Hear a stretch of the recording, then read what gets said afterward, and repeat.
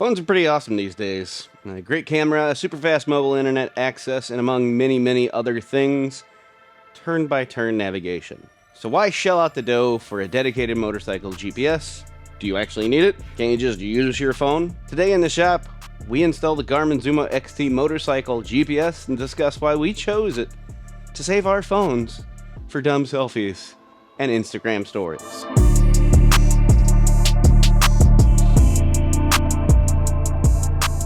What's up guys, Bo here.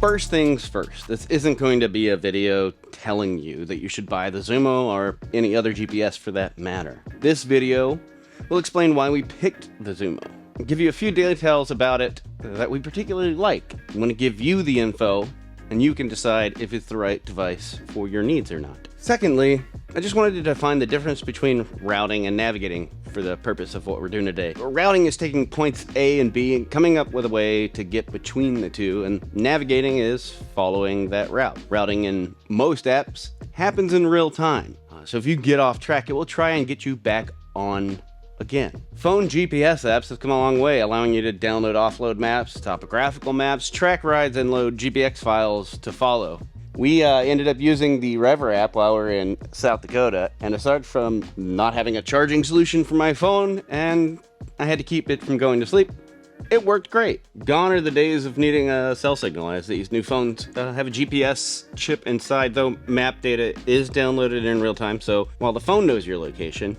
it will still need cell service to show you on the map unless it's already downloaded. My phone is a tool.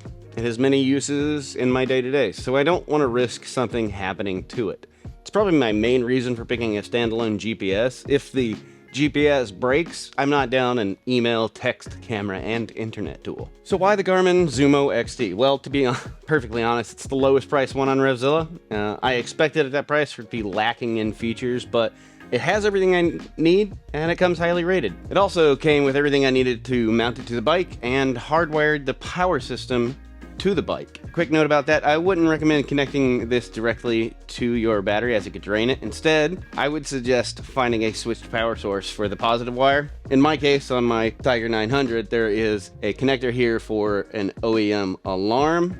I just created a piggyback off of the wiring harness that came with the Garmin, so that way I'm not having to splice into anything, upset the CAN bus system. And then it's just a matter of running the cable to wherever you want to mount it. In my case, on the handlebar, this is a temporary solution.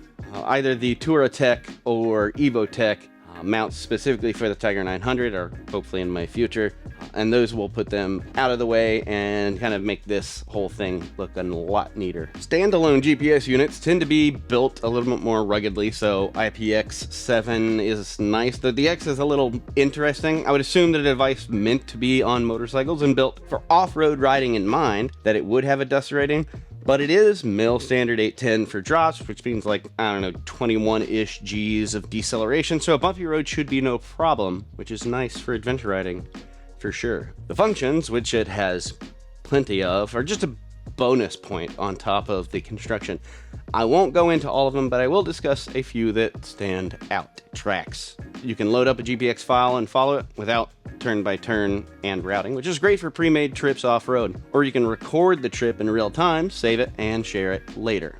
Okay, for the Tracks app. Now, this is not going to work because I don't have GPS signal right now, because we're in a giant box. As you can see up here, there's your GPS signal. Up at the top, nothing. But what you can do is you can start here as you start a route. As you'll see, it'll say no GPS signal. This will take all of your information that it can gain from your device, your average speed, time. It can do elevation and the route, and then it will save it. As you can see here, I've got some saved. Some of this is from an upcoming trip. Then you can share these with people via either the Garmin Drive app, a Bluetooth, like if somebody else had another Zumo, or a memory card, which there is under this flap right here, an SD card. You can save that and take it to somewhere else. Planned and dynamic fuel stops. The fuel app allows you to reset timer every time you stop to fill up right on the map. And then the unit can give you a warning on the screen when you're getting close to that range and allow you to route to the nearest gas station without interrupting your route. It kind of adds another point onto it. Ultimate Public Campgrounds. This is a new favorite of mine. It has a dedicated app for finding campgrounds. It will let you filter through all the different amenities and route you to the campground, again, without interrupting your current route. It includes wild and primitive sites. As a trip planner, this is a simple interface, much like the Google Maps. You can create a trip using a start location and a destination, and you add points of interest or locations in between. The beauty of that on this device is that once you are done, you can save it, load it directly into the maps. It's great for when you want to create a new trip when you're out and about and you're not at a computer. Adventure mode, this feature is it's kind of gimmicky, but it's super fun. It's got the adventure slider. When you load up a trip, you can choose how to route. I'll give you a couple of options. And one of those options is adventure.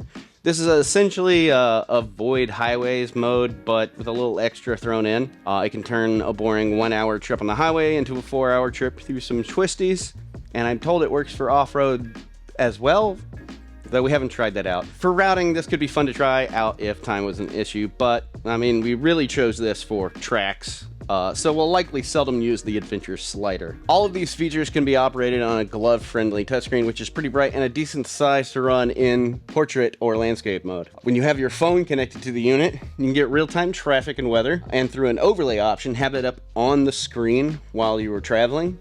Since we're on the topic of connecting things, you can connect a Bluetooth headset like my Cardo Pack Edge, and the navigation will come through your headset. Also, your calls, your notifications, and even music can be displayed on the screen on the Zumo when you're in the map mode. I tested this with Pandora, and it shows the currently playing info, which doesn't happen in my own car. Okay, so editing me here. It is the next day. Wanted to touch on some of the things that happened on the way home yesterday. One, got to test out the waterproofing. Didn't mean to, but it happened. It survived, though I will say this suffers from the same problem my phone does in the rain, which is when water hits the touchscreen, it can sometimes get a little wonky, and it can activate and like move around with the water droplets touching it. So having this in a space that doesn't get directly hit by rain or dripped on could be helpful, though like I said, waterproofing, it still works just fine. So that was good news.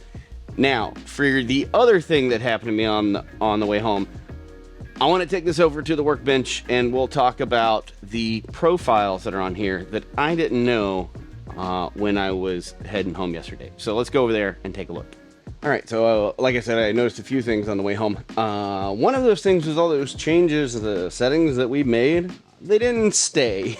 And I was really confused, but didn't want to fight with traffic and the rain, so I waited till I got home. After a bit of searching, I landed on TourTech's YouTube page. They have GPS courses for a bunch of different units. It goes through every single page and screen on these devices. One feature of this that I liked was that there is a motorcycle, an automobile, and an off-road mode.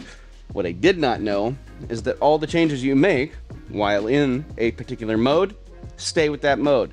So, for instance, if you are on off-road mode and you want, say, north up as a map view, you can tell it to have more details, all those little setting changes, you save it, and then let's say an automobile, you want the typical 3D map, you don't need as much detail, you don't need certain notifications, you make those changes, you save it. It stays with each mode.